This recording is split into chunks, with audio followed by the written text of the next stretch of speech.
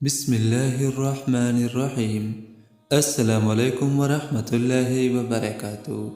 آج ہم ایک بہترین وظیفے کے بارے میں پڑھیں گے جس کے پڑھنے سے اور اس کے اہتمام کرنے سے انشاءاللہ الرحمن بہت ہی زیادہ فائدہ ہوگا۔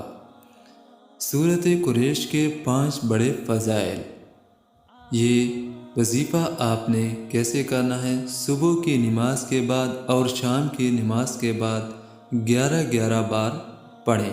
سورۃ قریش جو لإیلاف قریش ایلافہم رحلۃ الشتاء والصیف ہے، جو آخری 10 سورتوں میں ذکر ہے۔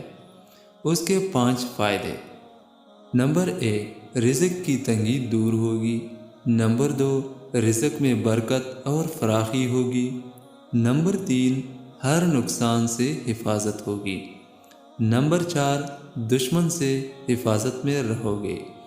نمبر 5، حضرت ابو الحسن قزوینی رحمۃ اللہ علیہ فرماتے ہیں کہ سورۃ قریش کی تلاوت کرنے سے ہر نقصان اور شیطان سے حفاظت میں رہو گے۔ یہ وظیفہ آپ نے کیسے کرنا ہے؟ سورۃ قریش کا یعنی کہ صبح اور شام نماز کے بعد 11 مرتبہ پڑھیں۔ اللہ تعالیٰ اس پہ عمل کرنے کی توفیق نصیب عطا فرمائے۔ آمین ثم آمین۔